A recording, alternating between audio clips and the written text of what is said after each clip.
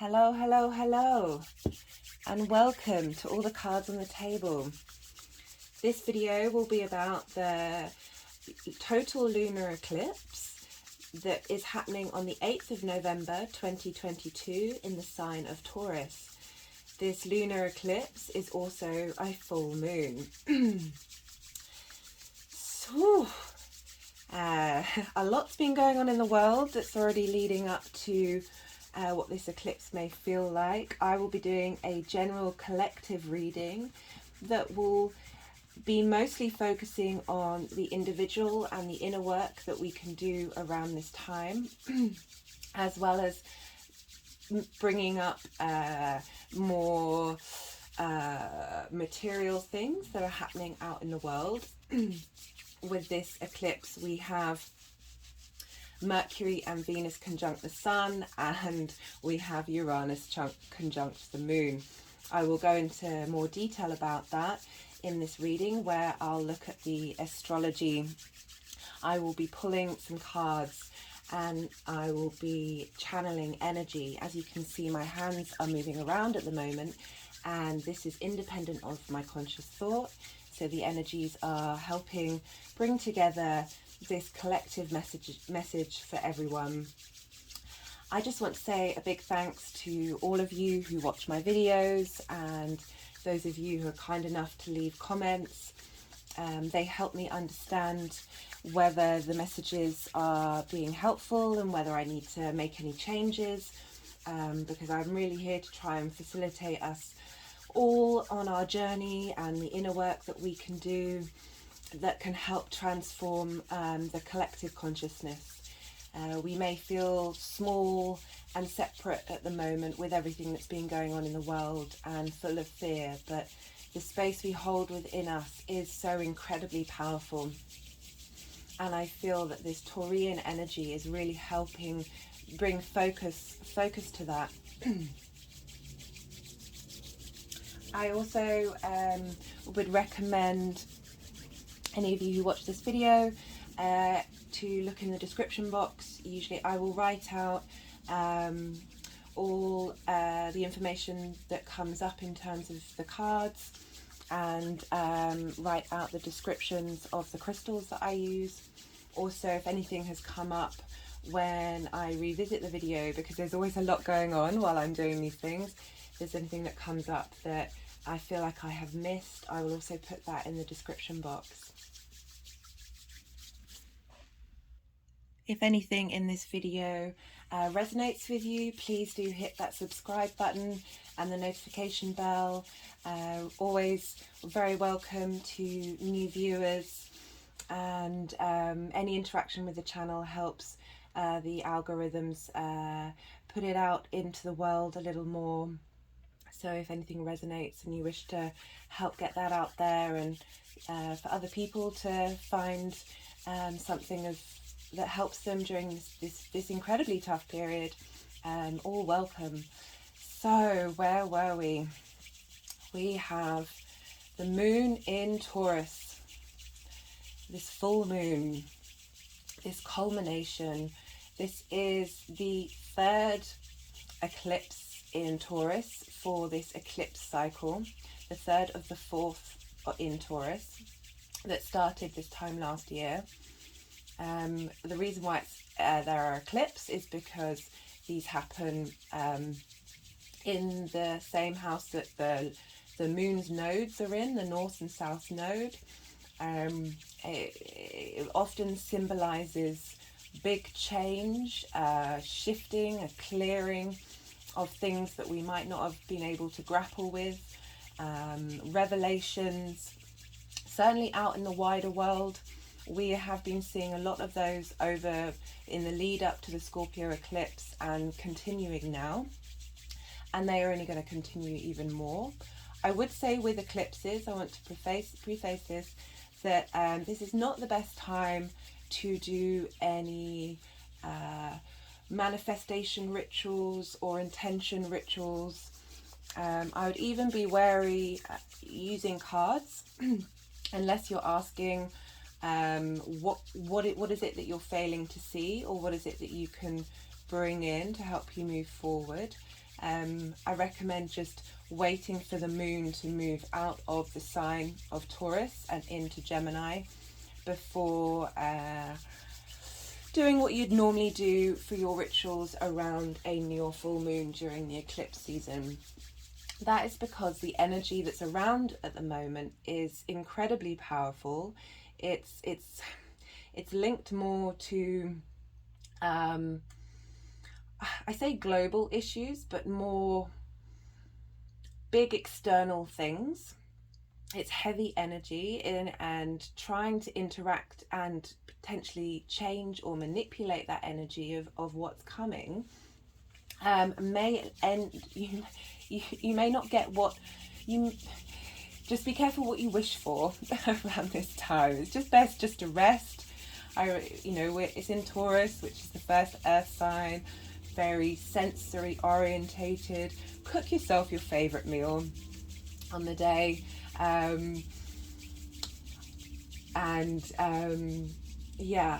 just be mindful. Be mindful. So with a full moon, we have an opposition between the sun and the moon, and this is when they are on the opposite sides of the zodiac to one another. This can often create this sense of imbalance, conflict, this sense of feeling separate from things. Or if things are in balance, it might not affect you so much in that way. You might just enjoy the high energy and witness that which you have been working on come into fruition. So it's always just best to hold space for these opposite polarities and try and find the middle ground between the two and understand and integrate these different aspects that we have of ourselves. We have all the 12 signs within us. Even if you don't have any placements in these signs, you still have parts of your chart and areas of your life that have the what's the word, the filter of this sign in the area of your life. So the moon will be at 16 degrees of Taurus, while the sun will be at 16 degrees of Scorpio. Anyone who has anything in the fixed signs, that is as well as Taurus and Scorpio, but also Leo and Aquarius, I would say between 17 and 18 degrees, this may come up for you in a more powerful way. This doesn't mean that it won't affect others as well. It will just happen in a more subtle way. So I feel like it's important for all of us to look to where Taurus is in our natal chart and what house that falls in. Everything I'm going to be saying today is, as I said, a general collective reading, and you might want to apply what comes up to the house in particular that Taurus falls in, and that will be different for all the 12 rising signs. So with eclipses, something dramatic may happen during the eclipse. It also may not. However, there's a 6-month minimum cycle to each eclipse. And it may be that an event happens around this time that leads to a decision or a consequence that may manifest itself later on, often around 2 months later. I've seen that happen semi-regularly, that there's a sort of a 2-month gap, and that's usually when the lunation cycle moves 2 signs away from the eclipse. So when we have lunations happening in Cancer and Capricorn, this is when, so Cancer and Taurus sextile each other, and Capricorn and Taurus trine each other. Now these sextiles and trines are sextiles, an aspect of Venus, and a trine is an aspect of Jupiter, and these are more free flowing aspects, which means that the sort of consequence or outcome of what may come up during this time is able to express itself easily rather than immediately. I'll give an example of what happened to somebody I knew last year during the Taurus eclipse. He was a Taurus sun. I'd met him quite recently, and he had been wanting to leave. He'd been thinking about moving for some time. Things hadn't quite been feeling right, but he kept putting it off and changing his mind, and then something happened that meant he had to leave. He had to move, and that happened. The event that kick-started that happened around the eclipse period, but it wasn't until the end of January that he finally moved. So that's a really lovely example of how something dramatic may happen. And I say dramatic simply because eclipse energy is very intense. It might not be dramatic for everyone. It might be something that may be perceived as dramatic, but you actually cope with and deal with and are fine with. It's more the abruptness of the things that happen, and this shows that how that you have that period of time where the transition can be made. So Taurus, it's the first earth sign. It's fixed. It's very sturdy and stable. It's very loyal. It's very steady in what it does. There's a slowness to it. So whereas we have Aries, which is the first fire sign, which is like that spark, that match being lit, the spark of life, that manifestation energy of going and doing all the things, but potentially not following them through. Here we have the first earth sign, which is about the body. It's about your physical senses. It's how you feel about things, not necessarily the emotions linked to them. That's more Cancer. When we get to the water sign, that sort of understanding of the sensations that are running through your body. This is a very tactile sign, very consistent. It's about the fundamentals of life. Very often Taurus is linked into food, the home. The moon is exalted here, and the moon can often represent the home and the mother, and it also is your emotions, but that need for security. And the moon finds her home here, where there is this sense of stability. Taurus is also ruled by Venus, which is why I still have the image of Aphrodite, which is the Greek name for Venus, up from when I did my previous 2 videos, which heavily involved Venus. Venus is still involved here. She is the ruler of Taurus. She is helping us with this electric changing, potential chaos making eclipse we have with the moon. Sorry, I'm slightly smiling because just Uranus being thrown into the mix in the way that it is. We won't have Uranus conjunct a lunation during this eclipse season. We haven't had it in the lead up during this eclipse season. This is quite an important moon. But Uranus is quite disruptive. We've been dealing with the Uranus-Saturn square for quite some time. There are many different vibrational levels of Uranus. Anyway, my point is, well, I'll go back to Venus. She's the ruler of Taurus. She is about what you value and what you love.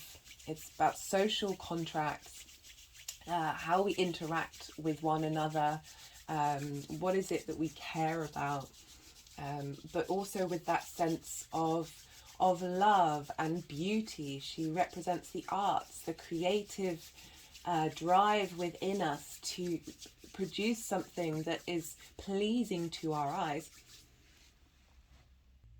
Sorry, I just had to pause there because I had a little bit of a cough, which leads me to the fact that Taurus in the body is the neck, and many musicians have Taurus energy, many singers, as well as being ruled by Venus. Taurus can also be stubborn to change because of its slow pace. It doesn't care to be hurried, which tickles me given Uranus has been in Taurus for quite some time now, and how Uranus is about... So the planet Uranus is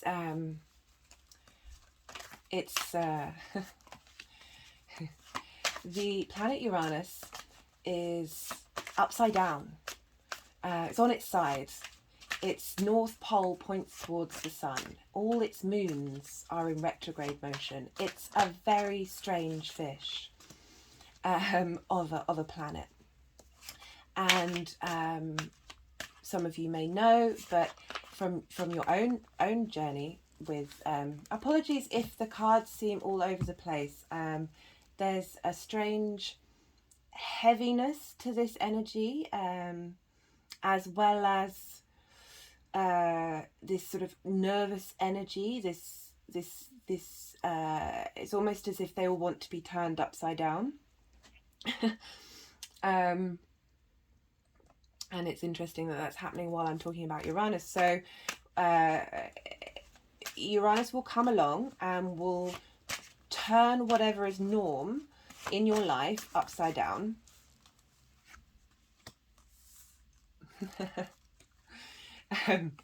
So as I said that, the Two of Pentacles came out upside down in reverse, and the Two of Pentacles can, as Pentacles is the earth sign, it's like the material world. We're dealing with Taurus, which is the first earth sign, but the Two of Pentacles in reverse, the Two of Pentacles the right way up can represent peace, and the fact that came up reversed, as I was talking about Uranus turning everything upside down in your life, has the capacity to. It may not do that for everybody. It'll have varying levels. As I'm talking about that, I'm going to bring up a situation that happened to me, and this happened. Well, it started around 2018. Uranus was in retrograde for a good chunk of the end of 2018, and started going direct again at the beginning of 2019. Now, I used to have a different career, and I was in that career for quite some time, but I wasn't happy. Things didn't feel right anymore, but I was loyal to where I was, and I was struggling to make the choices myself, to the real world choices, the physical actions, to remove myself and go elsewhere. I'd been thinking about it while Uranus was in retrograde, And it wasn't until Uranus had gone direct and was back in Taurus again that events happened, quite abrupt events happened that meant that I was free. And it was mixed up with some other personal things that I was working through, where I had a breakdown to break through. And my body used to be filled with anxiety constantly, cortisol just running through my veins. I was finding it difficult to exist in this modern world. It was a struggle, and I didn't have the energy to find the space to help myself climb out of the hole that I felt that I was in. And Uranus came along, smashed open my life. I also moved during this time. Everything in my life changed, got completely flipped upside down. And it felt very, very dramatic. It felt painful, but also cathartic. I say this as hopes of comfort to anyone out there who might be going through something that feels like their whole world has been flipped upside down and they don't know how to deal with it.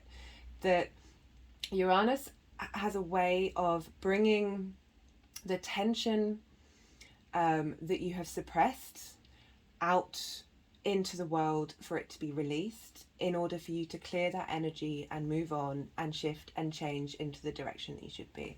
And if it hadn't been for Uranus doing that, I wouldn't be in the space that I'm in now, which I really feel after, as I've said in previous videos, I have Saturn square my moon. A sense of depression is always been constant throughout my whole life, but I genuinely feel like I'm in the most grounded, centered space that I ever have been. And there is such a degree of I want to say the word grounded again because it is so important. Grounded contentment. I wouldn't go so far as to say happiness. I feel like that is a loaded word. But I am able to find peace in situations that would normally trigger me and normally set me off. And there are difficult situations. There are always going to be difficult situations, but it's where you spend. It's how you give space to them, and all of this is trying to teach us is that the wheel is always going to turn. Dramatic things are going to happen. And again, as I said before, we live in. That card obviously wanted to, so I pulled the Four of Swords. Now, this is very linked to rest, and it's specific. It's something that we definitely need to be doing during this period, during the eclipse, but also the fact that this is someone resting in a house of God. In the traditional Rider-Waite, it's in a church, and how wherever we lay our head, wherever we rest, we are in this space. And that's however you want to phrase it, whether it be God, energy, the universe, the many gods, the many goddesses, whatever your own personal philosophy that gives you a sense of being held and peace, whatever it is in your life that brings you that, we're all there. And even when we're resting, most importantly while we're resting, because rest is one of the most crucial things we can do to help regain our physical, mental, emotional and spiritual health, that this is such a priority for us to do during this very tumultuous time. Apologies for my words not coming out. Some long words I struggle with. Where was I? Oh, let's loop back round. So I was talking about Uranus with this lunation with the help of Venus. Venus is helping again, once again. Thank you, Venus. Thank you, Venus, for all your help. That you bring a sense of calm to the chaos. You help us find the beauty in the little things when the big things seem overwhelming. You help us explore the reality, the truth, as best that we can find it in this world without wanting to curl up into a ball and cry. I mean, that's also totally valid, and I recommend crying to anyone. Okay, so this is one of the cards that I pulled before I do the reading. I do this every time just to see what comes up, and this is from the Rumi's Gift Oracle deck by Ari Honarvar, and I will put the description of the decks in the description box. And to those of you who are new, these are poems on these cards that I will read out. I will also write the poem for everybody. Let me get the page. And so this says treasure, and I was pointing at this when I talked about how valid it is to cry. And this is by the Sufi poet Rumi, who I recommend to anyone to read. His poems are inspiring and engaging, just truly beautiful, thought-provoking pieces. O pilgrims, on your way to Haaj, where are you going? Your beloved is here. Come back, come back. Did you know your suffering is your treasure? Alas, you are the veil covering your treasure. I'll read that again, it's quite a short one. O pilgrims, on your way to Haaj, where are you going? Your beloved is here. Come back, come back. Did you know your suffering is your treasure? Alas, you are the veil covering your treasure. Now I'm also going to read what she's written because I feel it sums up the potentiality of the likelihood that we're all going to experience pain and wounds in our lives during this strange, overly projected sense of reality that's going on in the geopolitics of the world. Being wounded is part of being human. A common human response to being hurt is to develop a mechanism to protect the wound. Over time, this mechanism can be so efficient that it not only protects, but prevents uncomfortable sensations that might lead to the same hurt. So we begin responding to similar sensations with the same resistance until it becomes a habit, an unconscious reaction. We don't realize that this habit not only prevents the wound from breathing and healing, it also closes us down to life. Rumi's perspective is that our wound is our treasure. Life presents us with similar problems, so we have the opportunity to heal the original wound and reap the benefit of becoming whole. We are meant to break down and become wounded. But rather than avoiding suffering, it is through integrating and healing our wound that we become more spacious and more capable adults. we can then see that gift of suffering for what it truly is. Why do we so desperately try to run away from our treasure? It is time to unveil our beloved and unite with our true nature.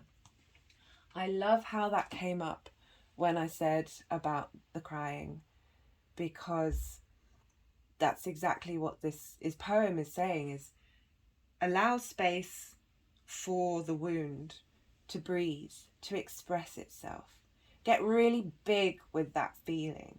Feel it in all over your body. This is a technique that's it's called the havening technique, where when you are feeling this pain, when you're triggered, when you're feeling grief, you enlarge that feeling so big, you feel it all over your body, and then you do a rapid eye movement where you look left and right, left and right, left and right 20 times, and then you count back from 20, imagining yourself walking along a beach, and you repeat that 3 times, and then by the end of it, you've disconnected the sensation that you're feeling.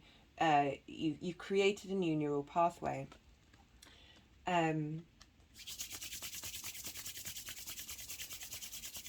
But I feel like that's me again trying to sidestep these feelings, and trying to get to the other side. It's just I'm just aware we don't really have that much time for it, but maybe we should find the time for it. We've been told to rest and sit in our emotions and understand that we are wounded, and how that's potentially linked to a previous wound, perhaps a child wound, a deep inner trauma. And I love that that's come up in linking to the moon, because the moon is our unconscious.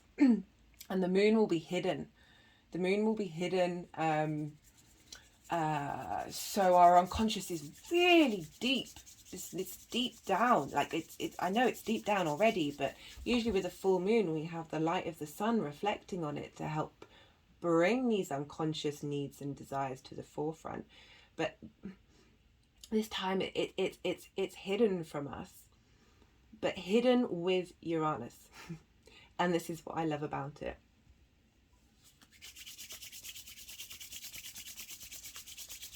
So for me, I see this hiddenness, this hiddenness of our unconscious helping us get to the root of things, because it's dark down there. It's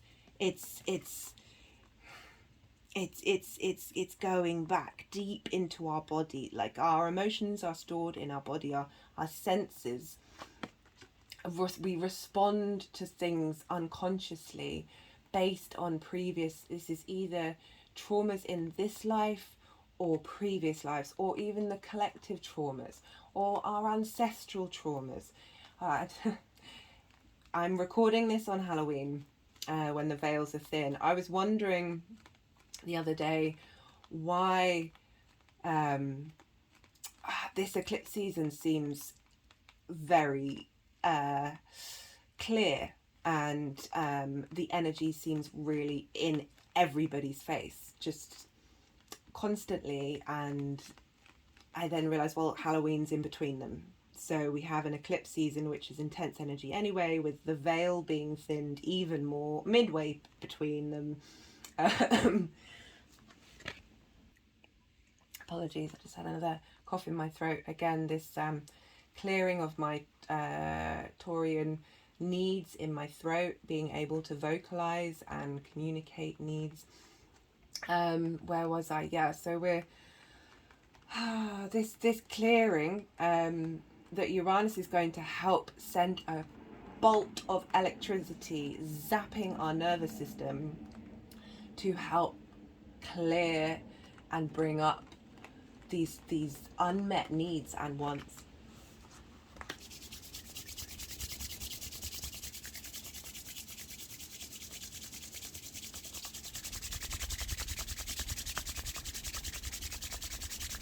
So my hands are there's quite intense energy in my hands right now, which is why I'm struggling to speak. Ooh.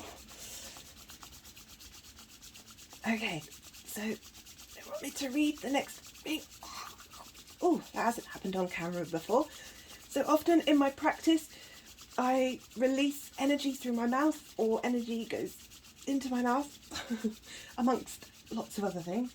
Other ways of energy expressing itself through movements in my body.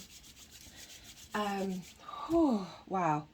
Oh, that I haven't had energy that intense doing one of these collective readings before, so please bear with me. My heart is racing. That was a quite extreme amount of pressure between my hands. Sometimes I'll give another example of something that's happened to me so you have some context. One time when I was doing some energy healing on someone, the energy was so heavy I couldn't get off the floor. Oh, whew, just gonna take a moment. Apologies about that. So the card my hands were pointing at during that quite intense moment is the Ring. Now this is from the Wild Unknown Archetypes deck by Kim Krantz. Again, I pull a card from that deck and the Rumi's Gift deck each time I do a reading, just to get sort of an overall theme and message for the collective readings. The Ring, the infinite, the wheel, the connection. The Ring is an image of connectedness. Rather than viewing life as linear, as a series of progressive achievements, the Ring challenges us to sense the cyclical, infinite nature of our world and experiences. Beginnings and endings fall by the wayside as we practice seeing ourselves as part of the cosmic circularity of creation. Now, I really utterly love that because we have the Treasure card, which is telling us our beloved is in our wound, and how looking at the wound and allowing it to breathe so it can heal will stop repeated circumstances happening. When we suppress things, they come and often bite us in a bigger, more different way if we don't address things. I've noticed that in myself a lot, and that is what I noticed about this eclipse energy. I have been witnessing, not only in myself, the people around me, but also out in the world, how we are the mirrors that are. So the universe is a mirror, and sometimes it's subtle, but I don't feel like it's very subtle at the moment. So say you're in a situation with somebody and you're finding whatever that person is doing is not what you would like, or not how you understand, or you're unable to put yourself in their shoes because you're so consumed by how it is that you feel without giving space for that other person. And then you'll go and interact with somebody else, and this this usually could happen maybe a week later, maybe 2 weeks later, but I've seen in numerous places this come up where it's almost instantaneous, whether it's later on that day, the next hour, maybe the next day, where you will find yourself in a reverse position, where you are in the position of the person who you were judging or criticizing, or not holding space for, because it doesn't even have to be particularly negative, just in a situation where you were unable to bring balance to opposites, which is what this moon is all about. That you would find yourself in a situation where you are in the same place of that other person. And you are then able, because you are experiencing that emotion that they may have felt that you couldn't comprehend, you are feeling it, and you are able to then put your feet in their shoes and understand their perspective. And a real sense of release happening every time that this is going on. So we have here this wound. Oh, I've lost track of it. And how we oh no, I really have, apologies. How we, if we repress things, yeah, that's it. Situations then come up, and this is particularly true with Uranus. If you and eclipses, that, I mean, in fact, Uranus and an eclipse is just, I mean, they say an eclipse is a full moon on steroids. An eclipse, a full moon that is an eclipse with Uranus conjunct the moon, just magnify that quite a lot, and that's the energy that's going on. So Uranus will come along and sort out the situation that you couldn't deal with, the thing that you repressed, and it won't really care how it happens, just that the thing gets done, so you are then moved on to the path that was, you know, more suited to your soul's journey. And so we have that acknowledgement of healing in order to release and let go of, and finding love for that pain, for that, giving deep compassion to that wound. And then we have the ring, which is essentially saying stuff happens. Life is cyclical, which is so funny with Taurus, because the Taurus energy can tap into the cycles of nature. It's very connected to the material function. Gardening is definitely a part of the Taurian framework. That things change, things shift. We're all a part of it, and nothing is straightforward. Things come back around and around and around. And I know certainly for my own healing journey, becoming aware of that and doing the work in order to, I've said in previous videos, it doesn't mean stuff doesn't happen. It just happens in a different way that's spiraled up. It's new level, new devil. Like, it's and I use devil very loosely, because I'm not in early Christian and Islamic texts, devil and the jihad were an inner battle with what is inside, rather than an external force. And obviously at the moment with this eclipse energy, we are dealing with more external forces that will help us with our inner growth and inner expansion, even if they are difficult at the time. Oh, right, so where was I before I got off track? How long are we in? We're at, oh yeah, I apologise for the length of my videos. I know my last one was nearly 2 hours long. There's just a lot to say all the time. I'm a big fan of context. My Virgo sun is very happy when it knows all the little details and can put it all together like a big jigsaw piece. So we were talking about the moon and Uranus with the North Node. How could I forget? It is an eclipse, so it's always around the nodes. The North Node is arguably where we're headed. I really feel that this energy with the South Node in Scorpio, with the Sun, Mercury and Venus clearing and releasing, we have this culmination in the North Node of Uranus exploding our unconscious. Exploding's too harsh of a word. It's just, there's no getting around the exhilaration, the excitement, the thrill, the contrariness of Uranus.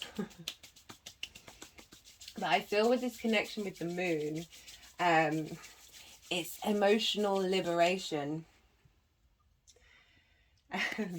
like real deep healing emotional releases.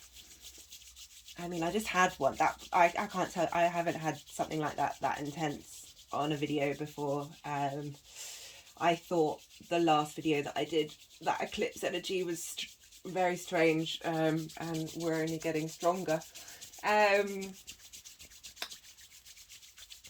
But Uranus is retrograde, so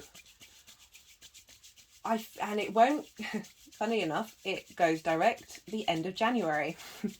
And I did say 2 months or so is usually when we have more visible action, motion with whatever comes up with this eclipse.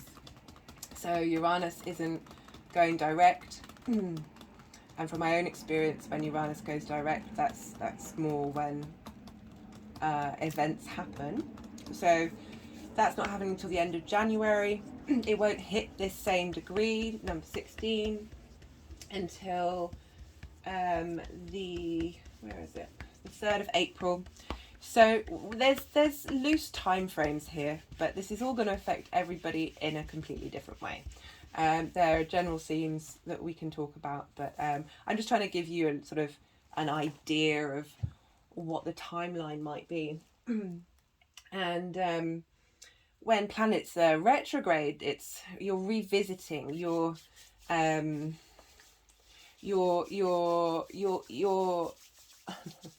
you're revisiting and rewinding over something to, like, get rid of the bits that don't work, have more of an understanding. You're ruminating, it's inward. So there's a chance everything that I'm saying isn't gonna come about for a while, but it's always good to be prepared of what might come up during this time, and be mindful, especially in what house Taurus falls in, what areas that they are, and look to that area of your life and see if there's anything that's sort of not felt right, and whether you've been addressing it or not. So when Uranus is very much linked to lightning, and just before lightning strikes, it has 8 different paths it can go down, but it'll only go down one, and it tends to be the one of least resistance, or sort of the easiest one with the biggest result, the minimal effort. So if you can observe and see what it is that might crop up, and try and mitigate it or unpack it and understand it, and really do a deep dive into what that means to you, and how do you feel with Taurus, the body, what's your body telling you in this, like, do you need to ground and slow down in certain areas of your life? Do you need, or do you actually need this big change that might happen? I mean, I certainly welcomed mine, and it's very interesting. So I have Taurus in my 10th house, which is my house, I should have mentioned that earlier, the house of career, and it made me chuckle that my body started moving independently of my conscious thoughts, so I can sense where these energies are, but I don't have much emotions connected to them. It's a very physical, sensory experience rather than okay, the tower just came out. That's very appropriate for to show you, but it came out in reverse. So again, this could be linked to the fact that Uranus is in retrograde, so this tower energy is going inward. And this has been quite a theme of these videos, about I'm all for the inner work. I feel like when we do the inner work, our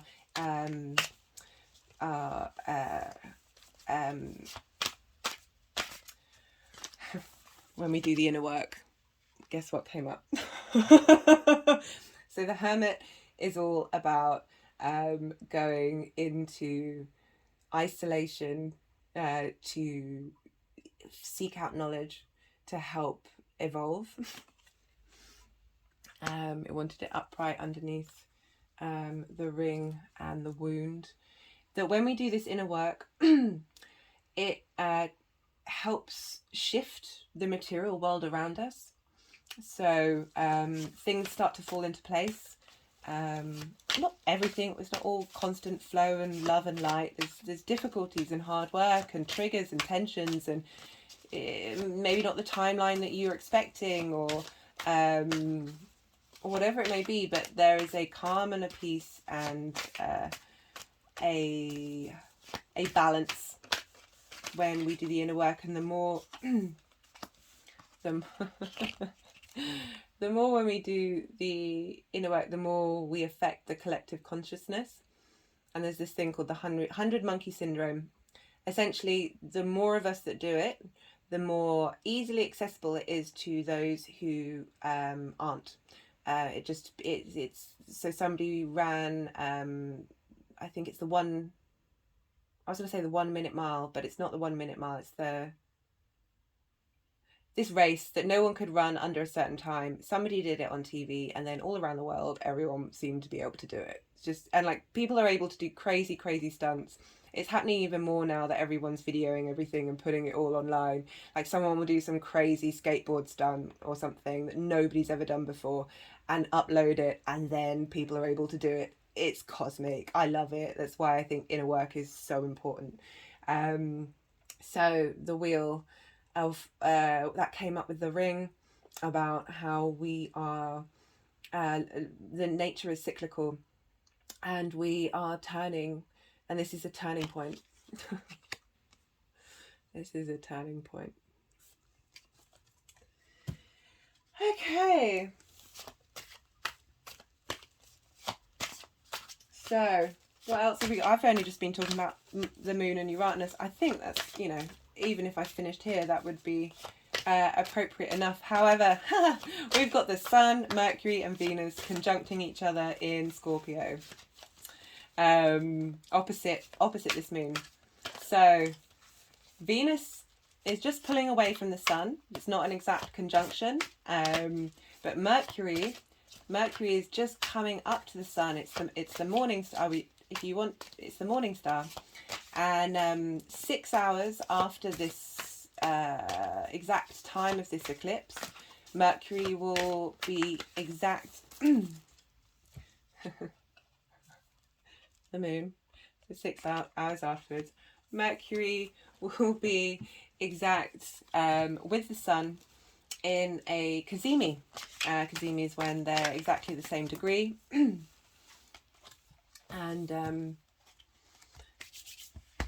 And this happened with Venus not that long ago. I did a video on it, the new Venus star point. Huge astrological thing that's happened in the last 200 years, I think. And when there's a cazimi with the Sun, the planet that is connected to the Sun sort of disappears. So Mercury has been a morning star, which means it rises before the Sun in the morning. Now we'll go through this period consumed by the Sun, and then come out the other side and turn into the evening star in the same way that Venus did. And when they shift from morning star to evening star, they go from strong action-based motivations to more plans, thinking a little more mindfully. So we have both Venus and soon Mercury to be turning into evening stars, and they will be bringing a sense of stability and balance, I feel, in this next period, which I'm very, very grateful for. However, while planets are in the beams of the Sun, I think it's 15 degrees next to the Sun, Mercury won't be visible in the night sky until the 7th of December, and Venus not until the 23rd of December, which is when they become more themselves, separated from the sun. So at the moment, you've got Mercury, the sun, and Venus, and Mercury and Venus are like in the sun. They are blinded by the light of the sun. They've become merged with the sun. It's hard to distinguish between everything. They are all at one with one another, which I very much appreciate for this lunation. So we have this very subjective sun that's absorbing its needs and wants, what it values and loves, which is Venus, and how it communicates, which is Mercury. And with this beautiful energy with Uranus on our unconscious, I feel like we're going to see instant results in some ways with what it is that we need and want, and how do we communicate that through the sun in truth, because it's in Scorpio. So we have the willpower of the sun with the open heart of Venus and the stimulated mind of Mercury, all bringing our needs to the surface to help us get into this Taurian sense of stability, which is so hard to have right now. But I know a lot of other astrologers are focusing more on the global side of this, but I may mention that at the end. But I really feel like I'm trying to find how we can work with this energy to our highest possible good, to help navigate these times that are we all know what they are. We all know. So, right. Not only do we have all of that, and I can't not talk about this, is we have Saturn involved. I really recommend going back to my Aquarius full moon video if you want. We have a very similar, because that was also a fixed sign lunation, where we have a T-square with Saturn. And this T-square came up in the Aquarius full moon. I don't know if anyone can remember the energy of that. I felt very sober and grounded. Like there was this certainty, this coolness. Saturn's a very cool planet. And Saturn is hit. So we have the moon and Uranus up here. We have the sun, Mercury and Venus down here, and then over here we have Saturn in Aquarius. So this forms, sorry, I'm trying to work this out. This forms, no, that's not going to work. This forms, I'm sure they don't mind being used like this, a T-square, where the energy to release from this opposition is through Saturn. It's through the T bit. So we have this volatile, eccentric, revolutionary Uranian energy mixed with the fiery Mars, Scorpio's ruled by Mars, this very warrior, emotional warrior energy coming from Mercury, the Sun, and Venus. Very intense. Scorpio is intense. The Uranus is intense in our body, in our sensations, in how we feel. Coming through, being grounded out by Saturn in Aquarius. Now, Saturn being involved can manifest in restriction and control. I feel on a global level that's definitely been what's going on. But the way that we can utilize Saturn is this sense of maturity and groundedness, this karmic understanding of the right time, the right timing, and how, you know, boundaries can set us free. You know, protecting oneself or expressing one's needs is creating a boundary, can help give us strength.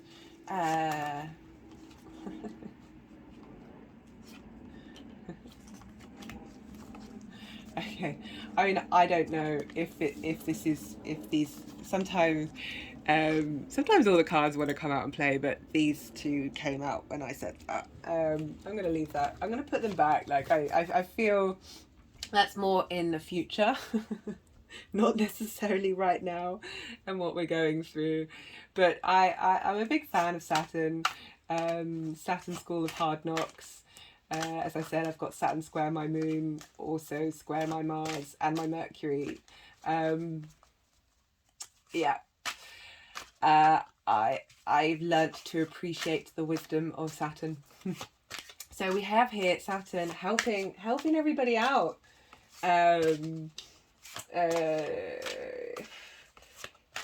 It's this repression and release, this acknowledgement of the cycle, where we my last video with Saturn involved was about the blueprints in the castle in the sky. I feel like this is another step in that direction, where it was before in an air sign, we now have this in an earth sign, even though Saturn is still in Aquarius, but we have this in an earth sign where we're getting a felt sense of it. It's manifesting in the 3D world a little bit more. This eclipse is helping us in the direction of where these blueprints need to go. We're having this sense of, as I said, like maturity that is, it's helping us. It's the independence well earned. You know, you own your stuff, own up to your stuff, be responsible for who you are and what you're doing, and obviously, you know, things that are beyond your control are beyond your control, but the stuff that we can, I mean, Saturn's very much about control. Human beings are very much about control. Oh, okay. I'm going to put it back again because, you know, this... So this card came out before in another reading in relation to Saturn, and I said this is a gift from Saturn. This card can represent gift giving from an authority. If you can see, like, this guy's in like fancy clothing and he's giving money to people who aren't in fancy clothing. Not that I think Saturn would be in fancy clothing, just there's a sense of an elder there where yeah, they're bestowing he's bestowing the blueprints, the gifts, for sure. Sorry, that was another tickle in my throat. So yeah, with Saturn, it's bringing the emotional maturity,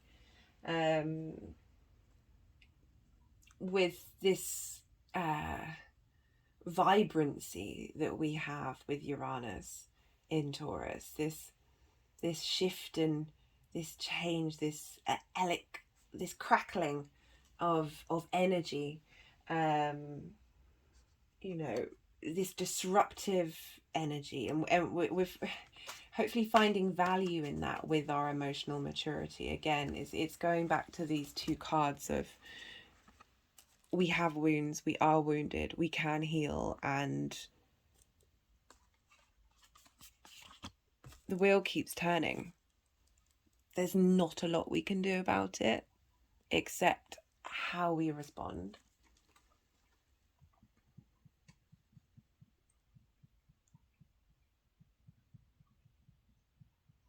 So we have two more things I want to talk about, and I'm going to try and be quick. So Venus is ruled by, Taurus is ruled by Venus, and so we've talked about the sun and the moon and what's going on and how they're interacting with the planets around them. And so I look into Venus. She is, because she rules Taurus, we look to see who she's talking to, because the moon is through her. What's going on in the moon in Taurus is going to be through what her eyes in Taurus, but also where she's at and who she's talking to. And she is talking to Neptune. And Neptune in Pisces, and Pallas Athena in Cancer.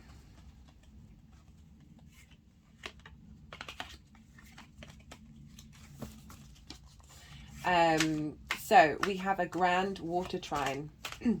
Now, water. This means that there's a placement in each of the water signs to create a full three-sided trine.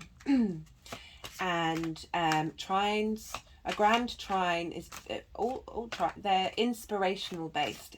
They're not necessarily come up. They don't have the friction that squares and oppositions have, that create in the material world, but they are very inspirational and they offer bounties. So we have Venus talking to Neptune, Neptune talking to Pallas, and Pallas talking to Venus. In a sense, they're all talking to each other. They're having a nice chat. And for me, it brings spiritual ideas of what we love and value. Neptune's all about what truth, what material world, what is, none of this is, I mean, it is what you want it to be, but it's also nothing. Neptune dissolves. Neptune's very everything all at once and nothing at all. And tapping into the universe. There's as with anything, there are different vibrational levels to every planet. Neptune's often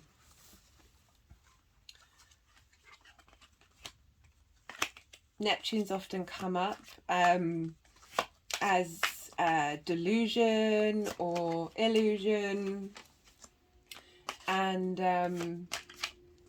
but I'm trying to highlight a vibrational level that can help us, I don't want to say move forward, because everybody's path in their own way, we're all moving forward. None of us are not moving forward, you know, like it's impossible. We're constantly in the present that no longer exists anymore, because we're now in the next and the next and the next and the next and the next. But yeah, so for me it's like this idea, because Venus is what we love and value, and Neptune, this sort of spiritual dissolving of the self. And with Pallas, who's Athena, you know, she's very even though she's in Cancer at the moment, which I'm really enjoying, she's a cool character. She likes things to work for practicality's sake. And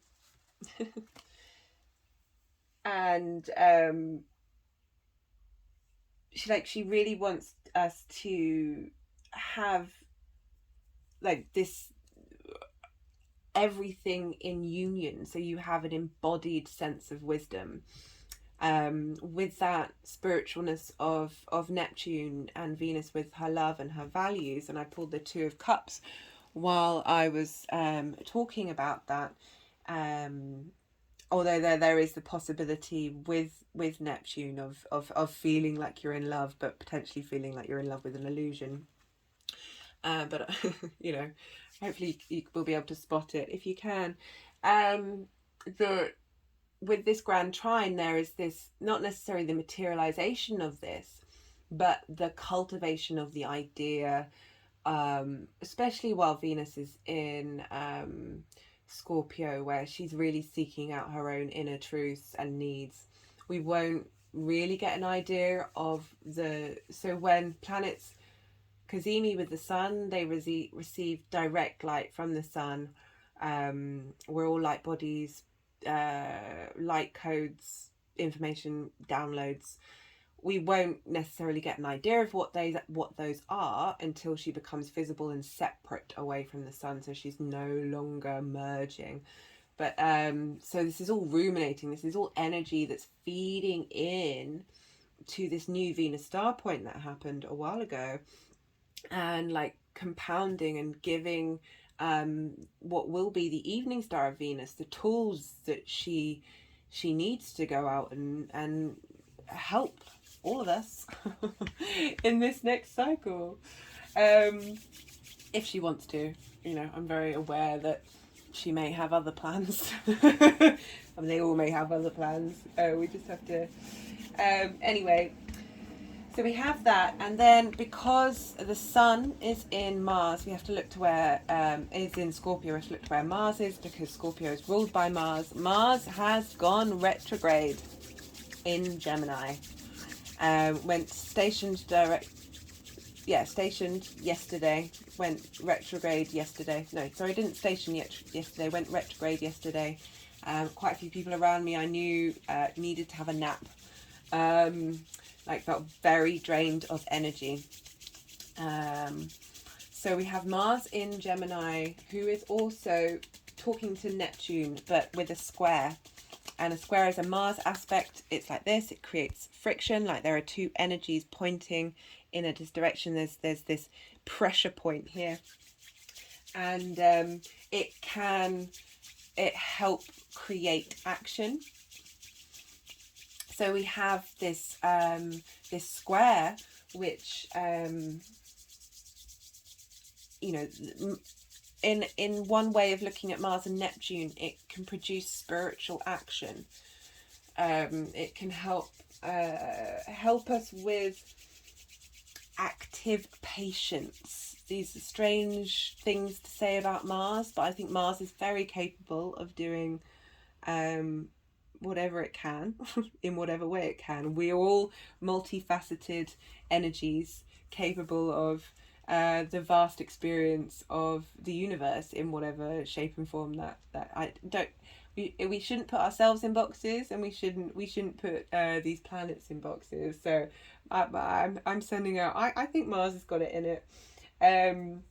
And it will, so this dissolving energy of Neptune, Mars now has the capacity, the energy, the drive to dissolve things, and those could be positive things in Gemini. So this is about collecting information and debate, and it's dissolving this duality. It's the twins, it's the brothers. They've been split apart. We're facing so much conflict.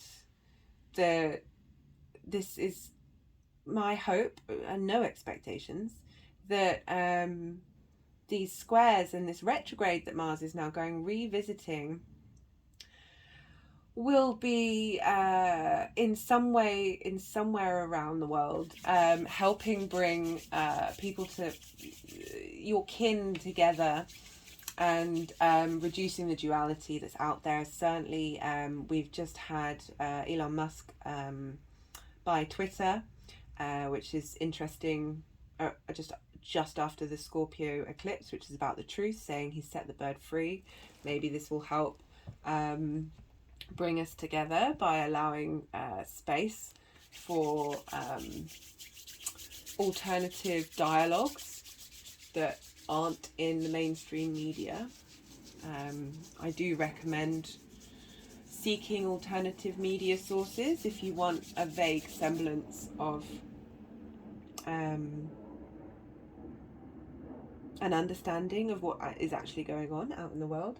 But I won't talk that much more about that. And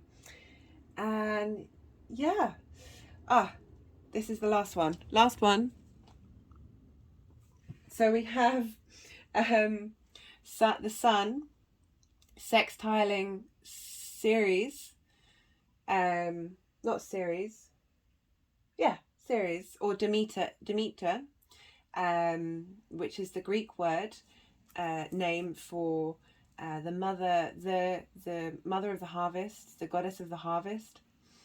So she's in Virgo at the moment, and the sun is sextiling her, as is Mercury, and the moon is trining. So again, these are Venus and Jupiter aspects. These are harmonious aspects. They are providing us with inspiration, and I love that in Virgo, this is happening where we are being given in. The way I interpreted this is we may receive information because there's a lot going on at the moment in terms of food supplies. Our food chains haven't been good for a very long time. What's happening now is just an exaggeration of the rot that's been happening across the world for so long. That new ideas and inspiration about how we provide food for each other. Interestingly, I can't quite remember which. Oh no. Oh, I think it was the last time Uranus was in Taurus. It's when it was during. I could be wrong on this. There's some connection to what's going on now, that because I did this in my research. It was around the time when, during the Second World War, everyone in the UK started having their own allotments, making their own vegetables at home. That because it's the sun and Mercury and the moon, we're going to have this sort of innate understanding about I would like to look at this as the cycles of the harvest, especially as we're linking into Taurus here, and the cycles will be able to communicate with us better, and we will have an insight into how to properly and fairly, to the health and benefit of not only us but the planet, provide food and stability. You know, this is one of the things that Taurus really appreciates about, is the fundamentals. We need food. We all need food. We all need food to eat. And because it's the moon, we're going to have this sort of emotional, like getting out in nature is going to be a wonderful thing to do around this moon, to absorb what it's trying to tell us, because we haven't been listening for very long. We're here to establish our needs and loves and values, with the earth. I feel everything Uranus is trying to do in Taurus is bring up the trauma and tension and ugliness that the human race has inflicted, because we haven't been dealing with it. And it's hard to deal with because we're so entrenched. We're very, very entrenched. And sometimes we all need that push.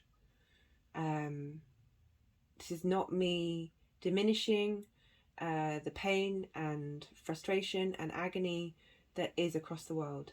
I would never do that.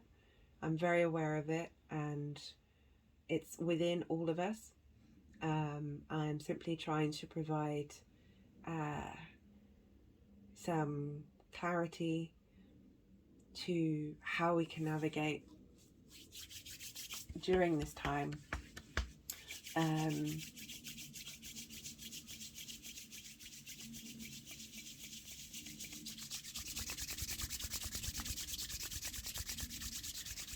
And how our spirit is always rejuvenated when we are in nature. So go for a walk. Even the sky is nature, even if you're not particularly near anything green. The sky is nature. Slow down. Take a slow walk. And eat a nice simple dinner over the eclipse. I will try and get a video done for all the 12 signs. Might even be a bit later. because this eclipse energy is for 6 months. I think that's everything in terms of the astrology that I wanted to say. What else came out in the cards? So the Four of Cups came out. I can't quite remember when. I'm sorry I didn't pick it up. And this is when we are looking at what isn't ours. What you see the Three of Cups, and we're failing, and we're feeling sorry for ourselves, and we're unable to see that the Ace of Cups is coming through with a new emotion, a new way of dealing with things. Feeling sorry for yourself is probably a little harsh, but just reflecting on lack rather than abundance. And I know that's a very easy flippant term to fling around, and it's all over the place, but holding space, so being very present and in the now, you are without worries over the past or fears of the future. We are then open up to the see if there's a we are open up, where is it? We're open up to the many possibilities of the universe. Everything is infinite because you are so present in that moment. We also, we had the Two of Cups, did those. I don't know if I showed that. That came up. That's come up a few times. It's one of my favorite cards. It represents collaboration with like-minded people to create something solid. 3 is also, one of the many magic numbers. Finally, we've got some crystals here, which I will put in the description box what they are, because I am super, well, I can quickly say.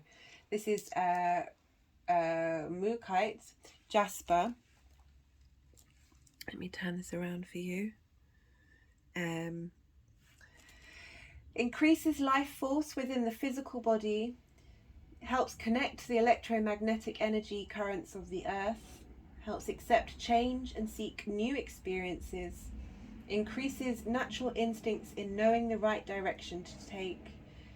It means running waters due to the numerous springs in the area that this is found, and that made me think about Scorpio and Taurus, how a spring coming from the ground in that way, it was just nice seeing that reflected back in the crystal, amongst the fact about giving us regeneration in our physical body.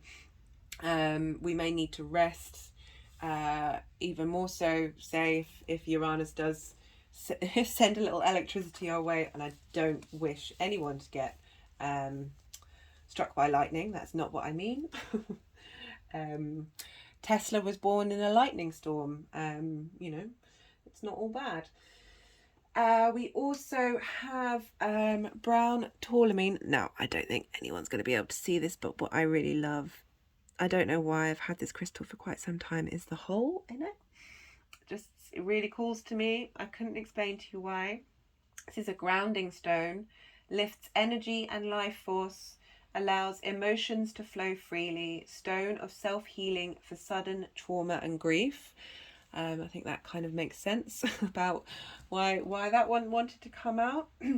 We have Tiger's Iron, which is a mixture of Tiger's Eye and, I can't remember the other one. I will put it in the description. Courage, bravery, protection, grounding.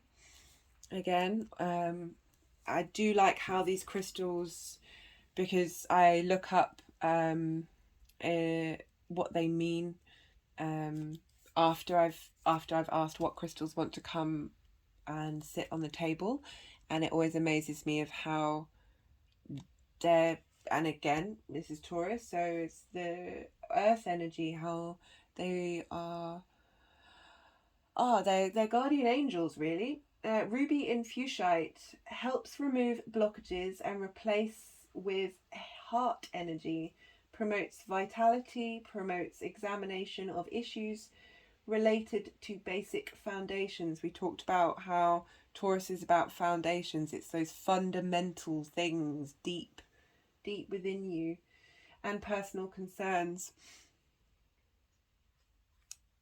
giving us some clarity of what may come up, helping us look at and operate from a heart space to evaluate the areas of life that may see eruptions. So finally we have amethyst, promotes stability, strength, invigoration and peace. And I feel that the kind of peace it talks about is finding peace within the eye of the storm. I'm going to sign off here.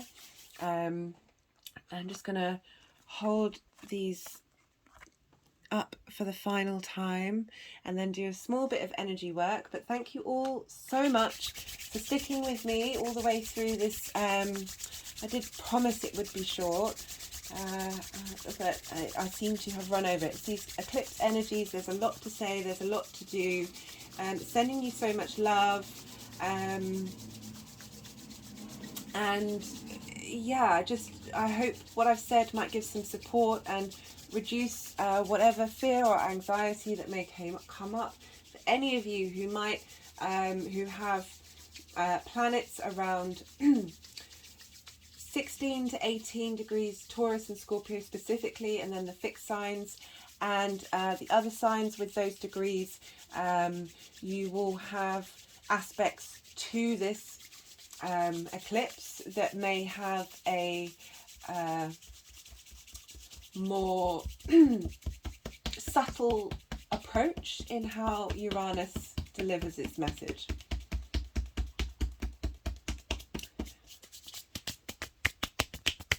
So much love. Please leave a comment if anything's happened to you that you want to share. And I'll see you for the next lunation.